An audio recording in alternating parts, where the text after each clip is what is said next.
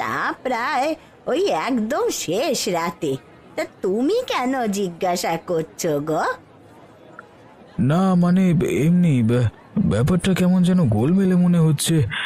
লোকটা তো এমনিতে রাতের বেলা বের হয় না, তাহলে কি এই কাণ্ডের পেছনে ওর কোনো হাত আছে?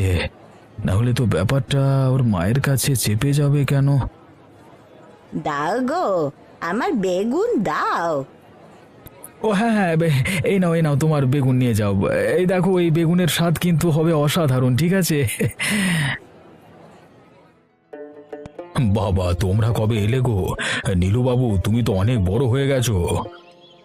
হ্যাঁ, আমরা নীলুর জেদে এবার এলাম। ওর বড় বেগুন পোড়া খাওয়ার বড্ড শখ। তা বেগুন কি আর খাওয়াতাম না, কিন্তু আমার যে বড় ক্ষতি হয়ে গেল মা। কি হয়েছে?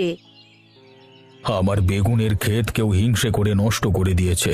সব বেগুন চুরি করে নিয়ে চলে গেছে। আমার বড় লোকসান হয়ে গেছে, আমি খুব দুঃখে রয়েছি। কিন্তু আপনি তাকে কিছু বলেননি? ধরতে পারিনি গো, ধরতে পারিনি। ধরতে পারলে কি আর তাকে এমনি এমনি ছেড়ে দিতাম? আমি শুধু তালে তালে আছি। যখন ধরবো তাকে উচিত শিক্ষা দিয়ে ছাড়বো। এমন লোকের কঠিন শাস্তি হওয়া দরকার। তাকে আমি এমন শাস্তি দিতে চাই যেন সে সারা জীবন মনে রাখে। আমি সেই বদমাইশ লোকটাকে খুঁজে বার করব। কিন্তু তুমি যে খুব ছোট বাবা, তুমি এসব কিছুই বোঝো না। তুমি কি করে খুঁজে বার করবে? আমি ঠিক খুঁজে বার করব। দুষ্ট লোকেদের আমি ভালো খুঁজতে পারি। এই আমার এক ছেলে হয়েছে, যত বড় মুখ নয় তত বড় কথা। ছোট বয়স হলে কি হবে, বড় পাকা পাকা কথা বলে। না না, ও তো ওর জায়গা থেকে ঠিক কথাই বলছে মা। আমাদের ওকে এমন করে বলা উচিত নয়। ঠিক আছে, তুমি খোঁজো। আমার উপর তোমরা ভরসা করো, আমি খুঁজে পাবোই পাবো। কেউ ভরসা করুক আর না করুক, আমি ঠিকই ভরসা করব তোমার উপরে। হ্যাঁ, আর সেই ভরসার যেন দাম রেখে উল্টে পড়বে আমার ছেলে। কি যাতা কাণ্ড শুরু করেছো বলো তো মা? তোমার কি আর জ্ঞান বুদ্ধি হবে না? তা তুই রাগ করছিস কেন বাবা? কি হয়েছে? তুমি রান্না করবার জিনিস পেলে না, তোমাকে বেছে বেছে বেগুন পোড়া করতে হলো। এই বেগুন পোড়া আর ভাত কি মানুষে খায়? যত সব। আরে শোন, এই বেগুন আমি গোপালের থেকে নিয়ে এসেছি। এই বেগুনের বড় স্বাদ। সব সময় তো এই বেগুন পাওয়া যায় না, আর বেগুন পোড়া তো ভালোই লাগে। তাই ভাবলাম আজ বেগুন পোড়া আর ভাত করি। আমি তো বুঝতে পারি না মা, তুমি সারাদিন ঘরে বসে করোটা কি? এই বেগুন পোড়া রান্না করবার জন্যই কি তুমি সারাদিন ঘরে বসে থাকো? একটু ভালো মন্দ কিছু রান্না করবার কথা মনে আসে না তোমার? দেখ নগেন, একটা কথা তোকে আমি স্পষ্ট করে বলে দিতে চাই। দেখ, যদি বেশি ভালো মন্দ খাওয়ার ইচ্ছে হয় তাহলে নিজে বাজারে গিয়ে বাজার করে নিয়ে আসবি। তোমার সাহস কি করে হয় আমার সাথে এমন করে কথা বলবার? হ্যাঁ, আমি তোর মা, তাই তোকে কথা বলার অধিকার আমার আছে। নিকুচি করেছে তোমার অধিকারের। তোমার অধিকারের কথা আমি জানতেই চাই না। দেখ, ওই সারাদিন আমি ঘুমিয়ে ঘুমিয়ে কাটাই না তোর মতন। যদি আজ বাজারে গিয়ে ভালো বাজার করে দিতিস তাহলে ভালো রান্নাই হতো। আমি দিনের বেলাতে পড়ে পড়ে ঘুমাই। কালকে রাতে শুধু আমি বাইরে গিয়েছিলাম, তাই আমি আজকে সকালে শুয়েছিলাম। সেটাই তো আমি তোকে বলছি, দিনের বেলা যে ঘুমাতে শেখে তার বড় বড় কথা বলা মানায় না। দেখো, তোমার সাথে আমার এইসব ব্যাপারে তর্ক করতে ভালো লাগছে না। যত সব, চুপড়া করছে। তাহলে যা খেতে দিয়েছি সেটা চুপচাপ খেয়ে উঠে যা। রাখো তো তোমার খাবার। এই খাবার মানুষে খায়? তুমি গেলো বসে বসে, আমি আমার ব্যবস্থা ঠিক করে নেবো। যত সব। কি রে নীলু, আজকে বেগুন পোড়া দিয়ে ভাত কেমন লাগছে তোর? এই বেগুন পোড়া খেতেই তো মামার বাড়ি এসেছি মামা, খুব ভালো হয়েছে। মামির হাতের বেগুন পোড়া খুব ভালো লাগছে। আসলে বেগুনগুলো খুব ভালো, জানিস তো। আমি তো মাকে সেই কথাই বলছিলাম, মামার বাড়ির বেগুনের মতো বেগুনের স্বাদ আর কোথাও নেই। জানো, আজকে এক কাণ্ড হয়েছে। কি কাণ্ড? আজকে বাজারে বুড়িমা এসেছিল। তাতে কি হলো? কালকে নাকি অনেক রাতে লুকিয়ে লুকিয়ে নগেন বাড়ির বাইরে বেরিয়েছিল আর ফিরেছে ভোরবেলায়। সে কোথায় গিয়েছিল জিজ্ঞেস করতে নাকি কোনো উত্তর দেয়নি, উল্টে বুড়িকে হুমকি দিয়েছে যে বাড়ি থেকে বের করে দেবে বেশি কথা বললে। তাহলে তোমার কি মনে হচ্ছে নগেন দাই কাণ্ডের সাথে যুক্ত?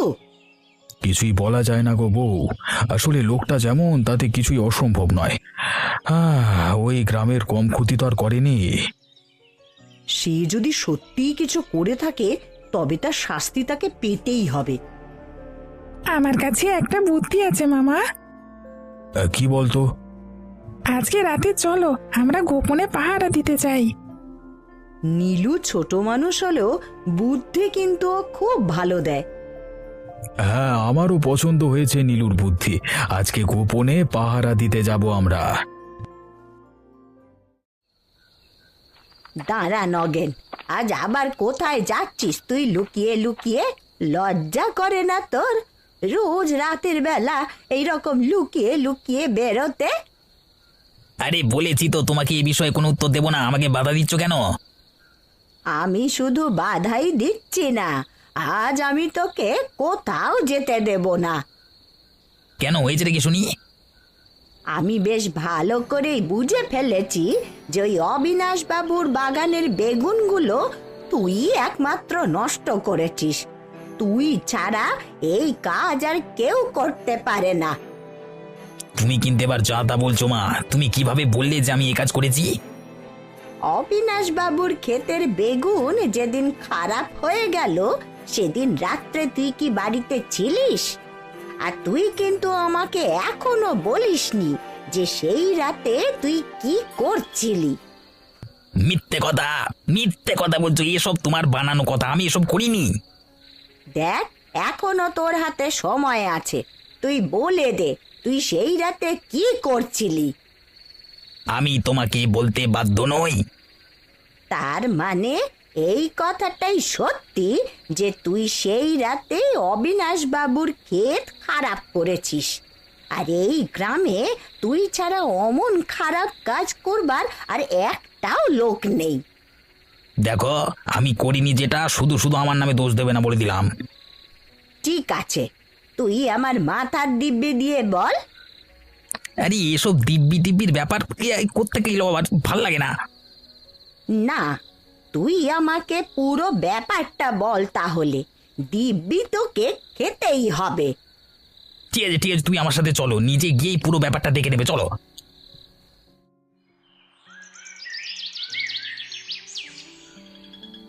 কিরে নীলু, কিছুই তো হচ্ছে না এখনো, শুধু মশার কামড় খেতে হবে নাকি বসে বসে? হবে মামা, হবে, একটু ধৈর্য ধরো, নিশ্চয়ই হবে। ঠিক আছে, দেখা যাক। ওই দেখো মামা, আবার কারা যেন আসছে। ওই লোকটা কে মামা? দেখো বেগুন গাছ নষ্ট করছে, ওই যে চাদর ঢাকা লোকটা। এই খুব সাবধানে গিয়ে আমরা লোকটাকে জাপটে ধরবো পেছন থেকে। চল চল চল। আর হ্যাঁ, ও বুঝতেও পারবে না যে আমরা ওকে ধরতে চলেছি। তবে খুব সাবধানে নীলু। চলো চলো, আমরা লোকটাকে ধরে ফেলি, এর থেকে বেশি দেরি হয়ে গেলে লোকটা পালাবে। এগি এগি এগি, কি হচ্ছে এখানে সব? আরে বলি, ব্যাপারটা কি? এখানে এত ঝামেলা কিসের? আরে আরে নগেন, তুই এখানে? তাহলে চাদরের ভেতর ওটা কে? তা আমি কি করে জানবো? চাদর সরিয়ে দেখো না। এ কি অবিনাশ বাবু, আপনি আপনি কি করছেন? হায় ভগবান, আমি ভাবলাম আমার ছেলে এই কাণ্ড করেছে, আর অবিনাশ বাবু আপনি কিনা শেষ পর্যন্ত কিনা নিজের খেতে? ছি ছি ছি ছি।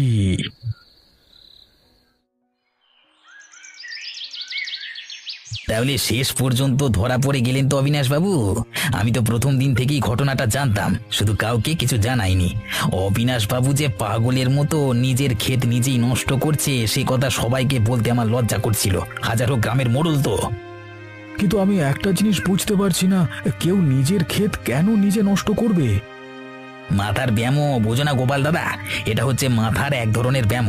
এই রোগ হলে মানুষ নিজের জিনিস নিজেই নষ্ট করে, সে বুঝতে পারে না যে কি হয়েছে, পরে যখন খেয়াল হয় তখন আফসোস করে। আমার সন্দেহ ছিল তাই খুঁজছিলাম, সেদিন দেখতে পেলাম, আর কালকে রাতে তো তাই হাতে নাতে প্রমাণ হয়ে গেল, তাই না? এমন কি বাস্তবেও হয়? শুধু কি এই কাজ, গিন্নিমা অত সুন্দর মহিলা ছিলেন, তাকেও এভাবে মারধর করে ঘর থেকে তাড়িয়ে দিলেন। আসলে পাগলের কাজকর্ম, বুঝলে তো?